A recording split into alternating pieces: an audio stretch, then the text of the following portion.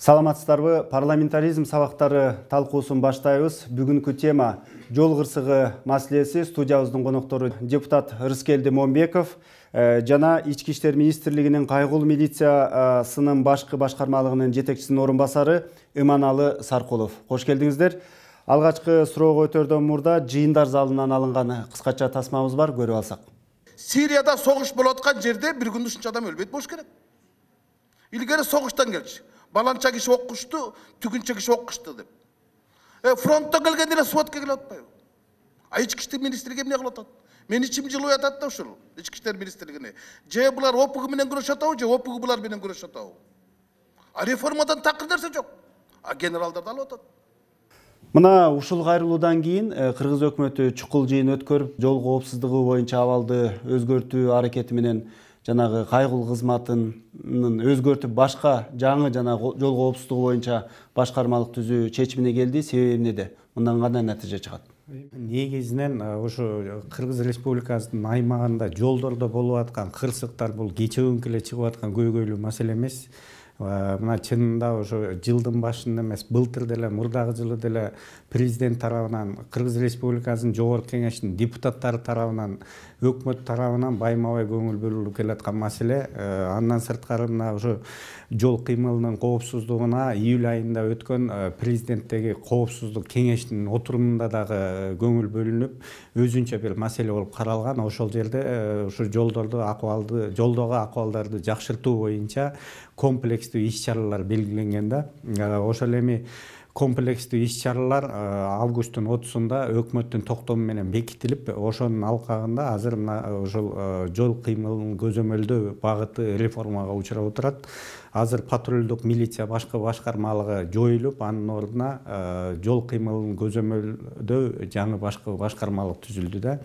Bunun hem негизги себептеринин бири буга чейин патрулдук милиция түзүлгөндө негизинен патрулдук милициянын ишмердүүлүгү бул коопсуз шаар менен чогуу айкалышып иштей турган проект болчу, бирок биз паровоздон алдыга кетип калдык да. Анан ошо менен азыркы күндө патрулдук милиция өзүнүн ишмердүүлүгүн толук көрсөтө алган жок. Себеби дегенде патрулдук милицияга жол кыймылынын коопсуздугун камсыз кылуудан сырткары дагы коомдук жайлардагы коопсуздукту камсыз кылуу, 102 менен чалууларды тейлөө, андан сырткары ошо коомдук жайларда болгон кылмыштардын бетин ачуу дагы кошо жүктөлгөн болчу.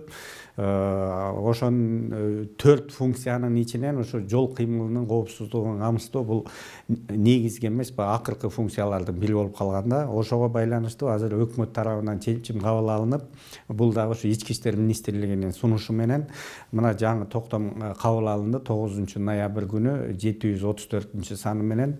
Бул жерде ошол Ички иштер министрлигинин алдында жол кыймылына толук жоопкерчиликтүү боло турган жаңы башкы башкармалык түзүлдү. Анда бул убактылуу эле болуп калат турбайбы? Эгер коопсуз шаар долбоору кирип калса, анда кайрадан патрулдук кызмат түзүлдү. Убактылуу деп айтканга болбойт.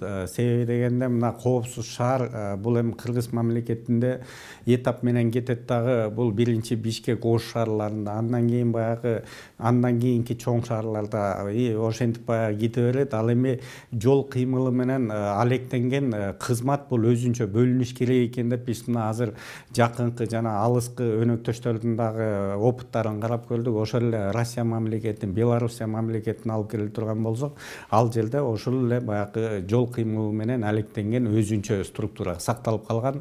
Ал жерде ошол эле коопсуз шаар долбоорлору толук кандуу ишке ашырылган да. Ички иштер тармагында багытында реформаларды коомчулук дагы талап кылып келет. Президент дагы жана анандай маселе койгон, парламентте дагы маселелер көтөрүлүп атат.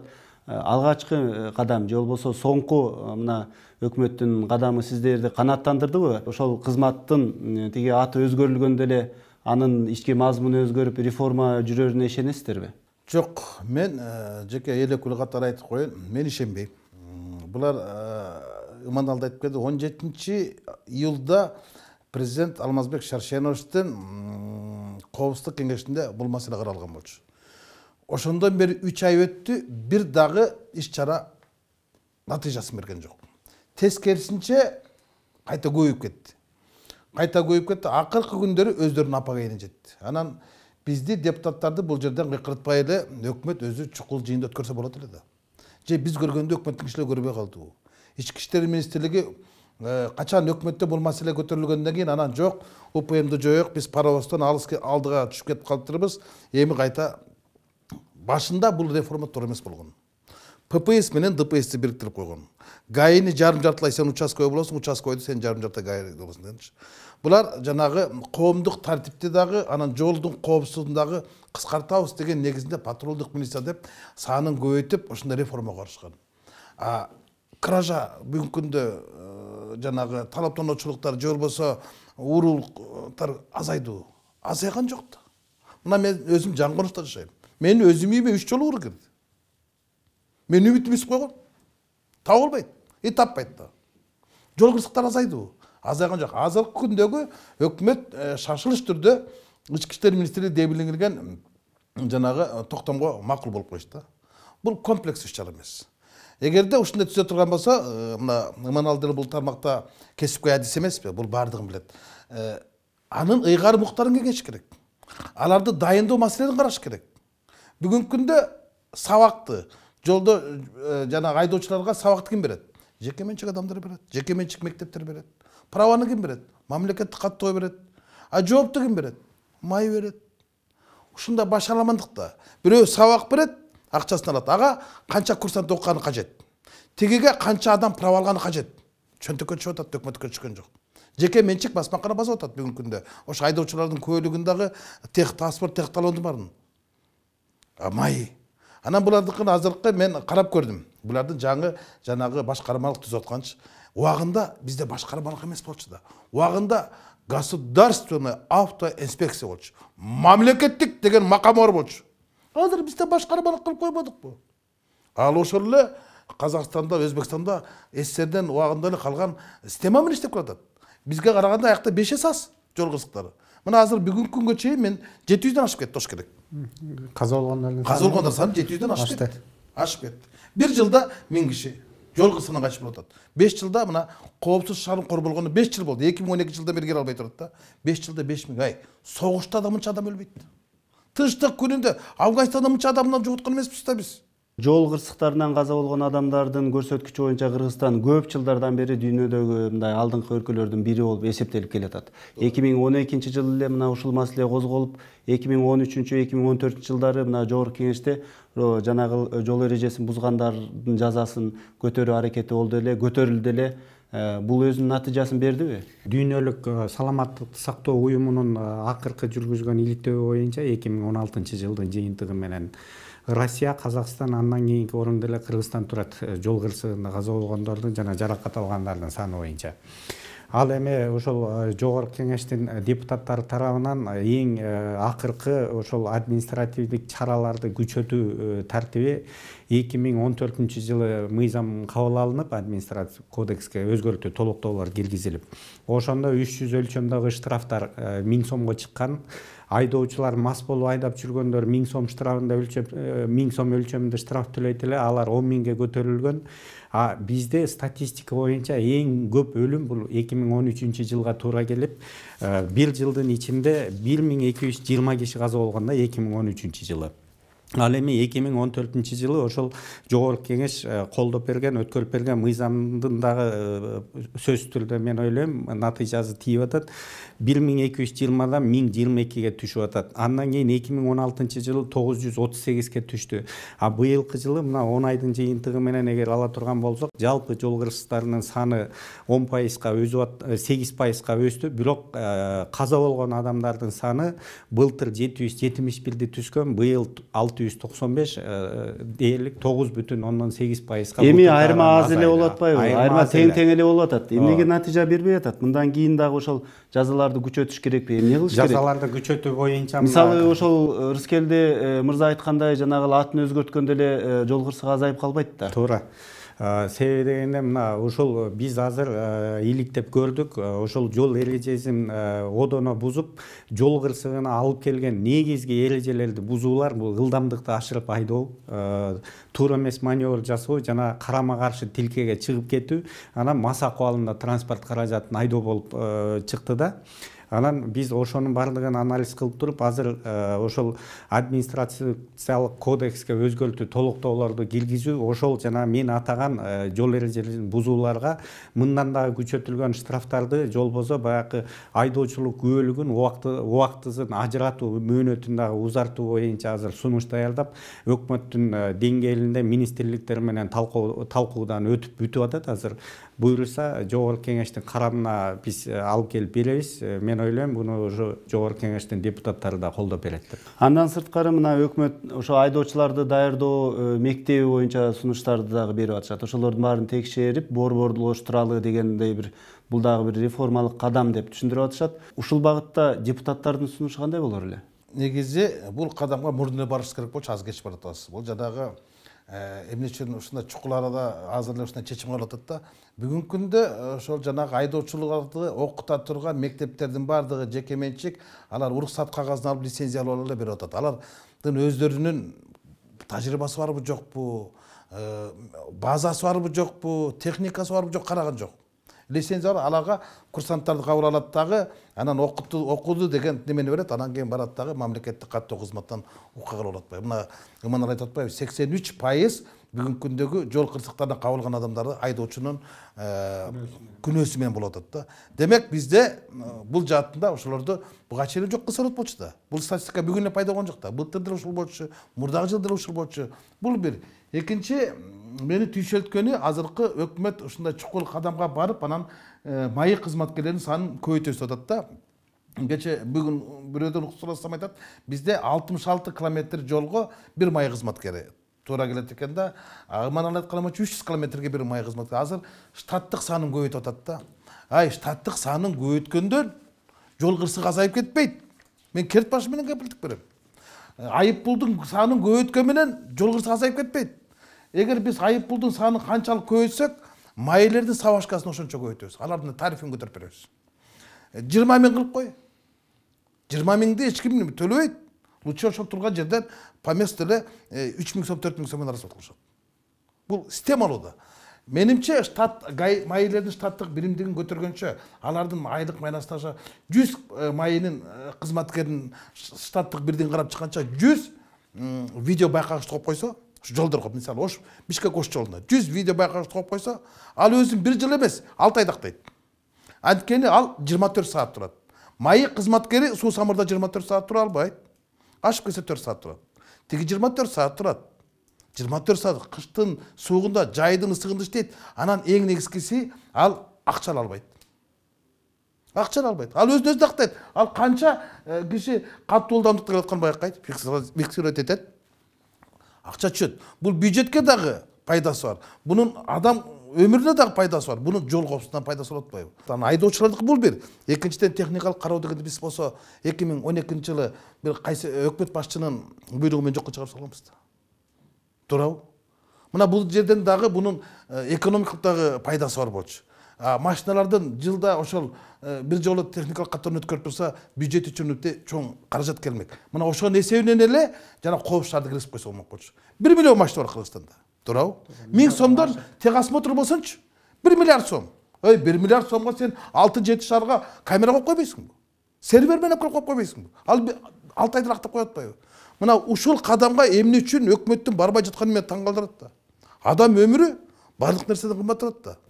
Ушул системада иштеп аткан жетекчилердин бир катары айтып койсоңуз, эмне үчүн барбай атасыздар? Эмне үчүн ошол аттарды өзгөртүп эле, анан кайра эле ошол мурдагы майы кызматкерлери иштеп атат? Бул жерде эми чынын айтканда аттар деле өзгөртүү эмес. Чынында мен мына Ырыскел Чыныбековичке кошулам. Негизинен камераларды койсок, биз бир топ бул маселени жөнгө салган болот элек. Себеби дегенде мен дагы 100% кошулам. Камера менен эч ким сүйлөшө албайт, камераны эч ким тууган кыла албайт. Анан ага мен макулмун. Бирок эми тилекке каршы мына бир эмес 2 жолу тендер өткөрүлүп, экөө тең мына үзгүлтүккө учурап, азыркы күндө ошо камеранын кирбей атканы өкүнүчтүү. Бирок мына азыр өкмөт тарабынан аябай катуу шарт коюлуп, тиешелүү органдарга азыр мына тез аранын ичинде ошо видео байкоолорду биринчиден Бишкек жана Ош шаарларына киргизүү боюнча тапшырма берилген. Азыр тиешелүү мамлекеттик комитет бул боюнча ишти алып барып атат. Мен да ойлойм, ушу жакын арада пайда болот деп. Андан сырткары мына ошо ыйгарым укуктар боюнча чын эле мына убагында Советтер Союзунун убагында бир жакшы түзүлгөн система бар болчу. Бирок биз муну реформа кылабыз деп атып, улам кескилеп атып, биринчи колунан ажыраттык, анан бутунан ажыратып, акыры мунжу кылып аткандай болуп атат да. Мына ошо айдоочуларды көзөмөлгө алуу, айдоочулук күбөлүктөрдү берүү системасы жокко чыкты. Ошол эле техникалык кароо жокко чыкты. Андан сырткары биз азыр ошол транспорт каражаттарын каттоо маселеси дагы мамлекеттик тиги каттоо кызматына берилди. Мурун баягы бир мамлекеттик органдан коррупцияны сурай турган болсок, азыр ошол коррупция 3 мамлекеттик органга тарап кетти да. Ошон үчүн биз деле мына азыр сунуштап ошо карап атабыз. Азыр кайра ошол техникалык карооду киргизиш керек. Себеби дегенде Кыргызстан өзүнүн экономикалык абалына байланыштуу заводдон жаңы чыккан жаңы транспорт каражаттарды алып келүүгө шарты жок. Бизден башка мамлекеттен ошо 10 жылдан ашык пайдаланылган эски транспорт каражаттары келип атат. Ошол убакта алардын техникалык абалына эч ким жооп бербейт. Жогорку Кеңештин депутаттары бул маселеге байланыштуу жакында өкмөттүк саат, керек болсо өкмөттүк күн өткөрөлү деген сунуш берди. Кыскача тасмабызды көрүп алып, анан маегибизди улантсак. Биз муну жакынкы өкмөттүк күндө карабасак болбойт. Кыргыздын чыракта болгон жигити вице-премьер Темир Жумакадыров кайтыш болгондон кийин дагы 70 мекендешибиз кайтыш болуп кетти жол кырсыгынан. 9 күндө 42 адам кайтыш болду. Эми мындан ашык катастрофа болбойт да.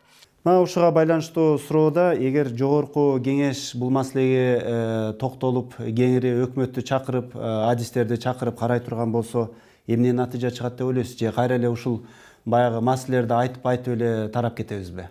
Жок, баягы теңешип кескен бармак оорубайт дегендей, бул Кыргызстандагы бүгүнкү күндө актуалдуу маселе жолдордун кырсыгы, бул бүтүндө Кыргыз элинин кырсыгы. Бул жалпы мамлекеттин кырсыгы. Мына ушул маселеде биз дагы өңүттө карап калбай, өкмөт менен биргеликте биздин дагы сунуштар бар.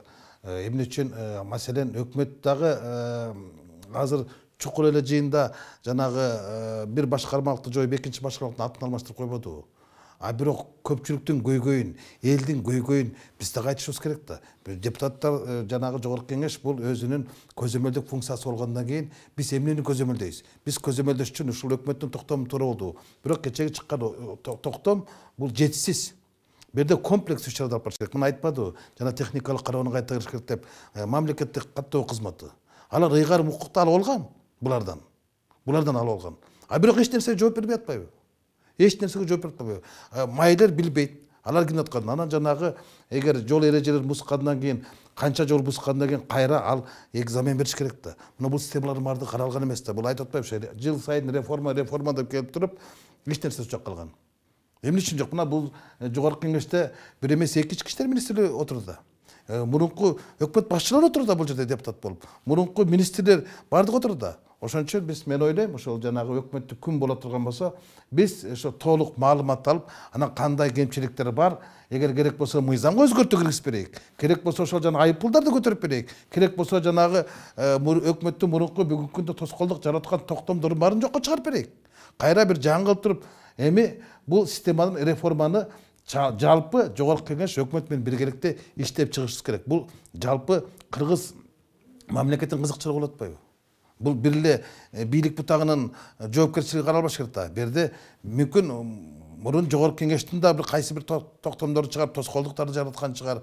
Эмне үчүн ошо жанагы убагында ошо жогорку кеңеш жанагы мамлекеттик каттоо кызматына ушуну берип койгон. Ички иштер министрлигине келген паспорт. Булардын баардыгы жанагы коррупция маселесине байланыштуу болбодубу? Мисалы жана Иманалы мырза деле айтпадыбы? Мурда коррупциялык система бир органда болсо, азыр көп органга бөлүнүп калды депчи. Анын баардыгы келип эле жанагы личный составка, башкача айтканда, ошол жол коопсуздугу кызматындагы кадрлардын жанагы булганыштыгында болуп атат да. Мисалы кандай система болбосун, кандай аты өзгөрбөсүн, кандай жаңы кележектагы күтүлүп аткан система болбосун, элдин бардыгын ойлогону баягы май кызматы жолдо туруп алып эле акча алат. Ал кызматка орношуу үчүн дагы бирөөлөргө пара берип кызматка кирет деген бир коомчулукта түшүнүк калып калганда, ошол кадрдык тазаланууну кантип жүргүзсө болот? Мейли камера го камера, бирок бул адам жагы, ошол билим берүү, таза кадрды даярдоо жагынан кандай иш жасаса болот? За кадрды даярдоо боюнча мына вот ошо кечээ күнү өкмөт тарабынан бекитилген токтомдо дагы көрсөтүлгөн. Бул жерде сөзсүз түрдө эң биринчиден ошол кадрларды тандоо жана жумушка коюу маселеси бул только конкурс менен болот. Ал жерде конкурста ошо ички иштер кызматкерлери эле эмес, андан сырткары мамлекеттик кадр кызматтан жана башка дагы коомдук уюмдардан дагы жарандар ошол комиссиянын составына кошулат. Мен ойлойм бул дагы өзүнүн бир жакшы майнабын берет. Себеби дегенде мурун билгечи приказ чыгарып койсо, азыр эми баягы конкурсный комиссия деген эми ал жерде отуруп алып канчалык деңгээлде ошол кызматкер ошол өзү барып жаткан иштей турган ишке канчалык деңгээлде даяр экенине дагы мындай эме баа берилет да. Азыркы жол кайгыл кызматында иштегендердин баардыгы анда жумушсуз калабы? Жок, азыркы жол кайгыл кызматындагылар баардыгы жумушсуз калбайт. Азыр биринчиден ушуларды баягы талдап тиешелүү, жөндөмдүү жана буга чейинки баягы булганмаган таза кызматкерлер бүт бардыгы эле ошо кызматка коюлат. Андан сырткары мына жаңы келе тургандардын бүт бардыгы жанагындай конкурс менен кабыл алынмакчы да. Мындайда мына биз жанагы мамлекеттик экономик кылмыштар боюнча атайын Фимпол, да, ГСП, мамлекеттик жана экономикалык кылмыштар. Ошого да конкурс уюштурбадыбы? Өкмөт өздөрү мүчө болушту, өздөрү конкурстун тартибин иштеп чыгышты. 70% өздөрү эле өтпөдү. Сырттан киши кирген жок да. Чоочун кишилер кирген жок, өздөрү эле калышты. Азыр деле майлап ушундай конкурс өткөрүшөт дагы, критерийлерин өздөрү жазып чыгышат, жоолорду өздөрү жазып чыгышат, өздөрү комиссия болот, өздөрү набор деген бул пабор да. Кайтара ошол келет. Да, мен каршы эмесмин. Келсин. Бирок эми конкурс өткөрүшөт. Эми физкультурник майын башчысы болбош керек да. Зоотехник жолдо турбаш керек да. Веттехник деген малды ылаңын дарласын да, жолдун ылаңын дарлабасын да. А бизде азыр карап көргүлөчү. Баягы сен айткандай тайке жээндар, ветеринарлар бар, азыркы майын ичинде, зоотехниктер бар. Физкультурниктер жөн эле кой.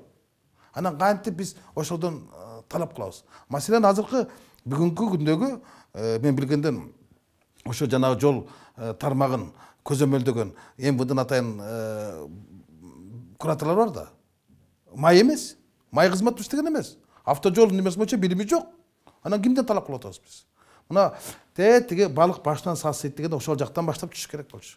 Мына ички иштер министрлигинде ушул май мамлекеттик автоинспекцияны көзөмөлдөгөн орун басар отурат да. Бир жоопкерчилик тарттыбы? Бир реформа иштеген жок.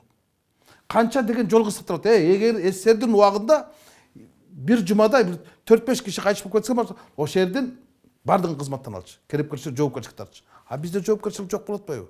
Кимден сурайбыз? Депутат мырза, бул жерде ушундай бир көрүнүш түзүлүп калып атат да. Реформа десе эле ошол иштей албай калган органга жогорку кеңеш болобу, президент болобу, башка жогорку бийликтер болобу тапшырма берип коюп атат да, өзүңөрдү өзүңөр реформалагыла депчи. Маселенин баардыгы ошол жерде эмеспи? Кайра тескерисинче мындай четте карап сындап турбастан аларга бир конкреттүү, мындай иштиктүү сунуштар балким сиздерден түшпөй атат. Бизден эмес. Кеп интирген баардыгы ийимдин өзүндө болот атпайбы?